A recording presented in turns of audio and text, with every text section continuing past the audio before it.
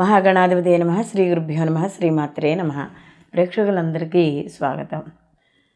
శని రాహుల యుతి కలయిక అంటే మనకి మార్చి 29 నుండి మే 21 తారీఖు వరకు కూడా ఈ శని రాహులిద్దరూ కూడా మీనరాశిలో కలిసి సంచారం చేయడం అనేది జరుగుతోంది. కాబట్టి శని రాహులిద్దరూ కలిసి అంటే కొంతమందికి ఇబ్బందికరమైన పరిస్థితులు ఉంటాయి, కొంతమందికి కలిసి వచ్చే పరిస్థితులు కూడా ఉంటాయి. అయితే ఇవి ఇక్కడ మనకి పూర్వభాద్ర 4వ పాదం మీద ఇక్కడ వీళ్ళు సంచారం చేయడం అనేది జరుగుతుంది. కాబట్టి ద్వాదశ రాశుల వారికి ఈ శని రాహుల యొక్క కలయిక వల్ల ఎటువంటి ప్రభావాలు ఉండబోతున్నాయి, వీళ్ళు ఎటువంటి పరిహారాలు చేసుకుంటే వీటి తీవ్రత తగ్గించుకోవచ్చు అనే విషయాలు మనం తెలుసుకుందాం. ఎందుకంటే ఇది కేవలం మనకి ఈ తెలుసుకోవడం ద్వారా వచ్చే ఏవైనా విపత్తులు కావచ్చు, లేకపోతే మనకి జీవితంలో జరిగే కొన్ని అనుకోని సంఘటనలు కావచ్చు, మంచి కావచ్చు, చెడు కావచ్చు, ఏదైనా మనకి తెలుసుకునే అవకాశము. ఒకవేళ ఏవైనా అనుకోని పరిస్థితుల్లో ఒకసారి ఏమైనా నష్టం కానీ లేకపోతే ఏమైనా ఇబ్బందులు కానీ కలిగితే వాటికి పరిహారంగా మనం ఎటువంటి పరిహారాలు చేసుకుంటే తీవ్రత తగ్గుతుంది అనే మనం పరిష్కార మార్గాలు కూడా తెలుసుకుందాం. కాబట్టి వీడియోని ఎక్కడ స్కిప్ చేయకుండా చివరి వరకు చూడండి. ధనుసు రాశి వారికి ఈ శని రాహుల యొక్క కలయిక మనకి చతుర్థ స్థానంలో జరుగుతుంది. అంటే వీళ్ళకి ఏళ్ళనాటి శని వెళ్ళిపోయి వీళ్ళకి తృతీయంలో శని భగవానుడు ఉండి 2.5 సంవత్సరాలు, ఈ 3 ఏళ్ళు మంచి ఫలితాల నుంచి ఇప్పుడు మళ్ళీ వీళ్ళకి అర్ధాష్టమ శని మొదలవుతోంది ఆల్రెడీ. అయితే ఇక్కడ రాహువు అక్కడ 4వ ఇంట్లో ఉండడం అనేది జరుగుతుంది. చతుర్థ స్థానం సహజంగా అంత పెద్ద శుభ ఫలితాలని ఇవ్వదు. ఎందుకంటే వీళ్ళకి అర్ధాష్టమ శని కొంత వ్యతిరేక ఫలితాలను ఇవ్వడం అనేది జరుగుతుంది. ఎందుకంటే చతుర్థ స్థానము విద్య, తల్లి ఆరోగ్యము, అలాగే గృహము మరియు వాహనము, ఇలాంటి వాటికి అన్నిటికీ కూడా మనకి ఈ చతుర్థ స్థానము మనం చెప్పడం అనేది జరుగుతుంది. అలాంటి స్థానంలో ఈ శని రాహుల యొక్క కలయిక వల్ల కొంత వేటిల్లో మార్పులు వస్తాయి. తల్లి ఆరోగ్య విషయాల్లో ముఖ్యంగా జాగ్రత్త తీసుకోవడం. అంటే చతుర్థ స్థానం గృహం సంబంధించి, అంటే సొంత ఇల్లు, గృహము, ఇంట్లో మార్పులు, అంటే కుటుంబ సభ్యుల వల్ల కావచ్చు, ఇంట్లో ఉండే భార్య, భర్త, పిల్లలు, తల్లి, తండ్రి ఇలా ఉంటాంగా, వాళ్ళ వల్ల కొద్దిగా చిన్న చిన్న మనస్పర్ధలు, మార్పులు, ఏకాభిప్రాయానికి రాలేకపోవడం, ఏవో చిన్న చిన్న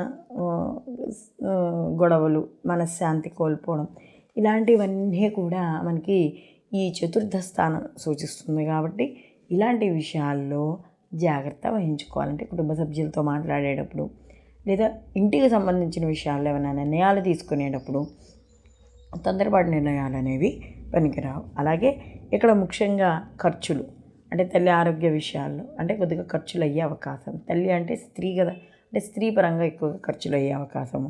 అలాగే బంధువర్గం కానీ స్నేహవర్గంలో కానీ చిన్న చిన్న మనస్పర్ధలు, అవాంతరాలు, ఏమైనా పనులు చేసుకుంటా ఉంటే అవాంతరాలు, ఇలాంటివి ఈ ధనుసు రాశి వాళ్ళకి ఏర్పడే అవకాశం ఉంది ఈ 53 రోజుల సమయంలో. దాని తర్వాత రాహు మార్పు చెందడం, శని మాత్రం అక్కడ చతుర్థ స్థానంలోని అర్ధాష్టమ శనిగా కంటిన్యూ అవ్వడం అనేది జరుగుతుంది. అలాగే ఇక్కడ ముఖ్యంగా ఈ శని రాహుల యొక్క కలయిక వల్ల ఇక్కడ విద్య, అంటే ప్రాథమిక విద్య కానీ విద్యా విషయాలకు సంబంధించిన విషయాల్లో కూడా జాగ్రత్త వహించుకోవాలంటే ఏదైనా ఒక పోటీ పరీక్ష కానీ లేకపోతే ఏదైనా ఒక విద్యకు సంబంధించిన విషయాల్లో ముందుకు వెళ్దాం అనుకున్నప్పుడు అవరోధాలు కూడా ఏర్పడే అవకాశం ఉంటుంది. కాబట్టి వాటికి కూడా సంబంధించిన విషయాల్లో నిర్ణయాలు తీసుకునేటప్పుడు జాగ్రత్తగా ఉండాలి. అంటే ఇది తొందరపడే నిర్ణయాలు తీసుకోవడం కానీ ఇలాంటివి చేయకూడదు. ఏమైనా పోటీ పరీక్షలు కానీ విద్యార్థులు కానీ తప్పనిసరిగా శ్రద్ధ అనేది వీళ్ళకి చాలా అవసరం. అలాగే వాహనాల మీద వెళ్ళేటప్పుడు అతివేగం అనేది దీనికి పనికిరాదు. గృహంలో వచ్చే మార్పులు సాధ్యమైనంత వరకు అనుకూలంగా ఉండేటట్టుగా మీ యొక్క అంటే మీరు మాట్లాడే పద్ధతి వల్ల కానీ మీరు చేసే పనుల వల్ల కానీ మంచి మార్పులు రావడానికి ప్రయత్నించడం ద్వారా గృహంలో మనశ్శాంతి ఏర్పడడం అనేది జరుగుతుంది. అలాగే ఎవరైతే రియల్ ఎస్టేట్ వ్యాపారస్తులు ఇలాంటి వాళ్ళు ఎవరైతే ఉన్నారో వాళ్ళు కొనుగోలు చేసేటప్పుడు కానీ అమ్మేటప్పుడు కానీ అంటే భూములకి స్థిరాస్తులకు సంబంధించిన విషయాలు కదా, కాబట్టి ఇలాంటివి ఏవైనా స్థిరాస్తులు కొనుగోలు చేసేటప్పుడు అమ్మేటప్పుడు కూడా కాస్త జాగ్రత్త వహించుకోవడం అనేది మంచిది. తప్పనిసరిగా ధనుసు రాశి వాళ్ళు శనికి సంబంధించిన జపము, అలాగే శని భగవానుడికి తైలాభిషేకము, శివాభిషేకము, అలాగే ఈ 53 రోజుల్లో ఈ శని రాహుల యొక్క కలయిక ఉంది కాబట్టి రాహుకాల దీపాలు కానీ, శని రాహుల గ్రహాల దగ్గర దీపారాధన చేసుకోవడం, అలాగే రాహుకు సంబంధించిన ధాన్యాన్ని దానం చేయడం, అంటే ఇక్కడ మినుముల్ని దానం చేయడం, కేజీంపావు మినుముల్ని దానం చేయడం, ఇలా చేయడం ద్వారా మీకు ఈ వ్యతిరేక ఫలితాలు ఏవైతే ఉన్నాయో అవి తగ్గించుకునే అవకాశం అనేది ఎక్కువగా కనబడుతోంది. ఈ వీడియో కానీ మీకు నచ్చినట్టయితే లైక్ చేయండి, 10 మందికి షేర్ చేయండి, సబ్స్క్రైబ్ చేసుకోవడం మర్చిపోకండి. మీ అభిప్రాయాన్ని కామెంట్ రూపంలో తెలియజేయండి. సర్వే జన సుఖినో భవంతు, లోకా సమస్త సుఖినో భవంతు.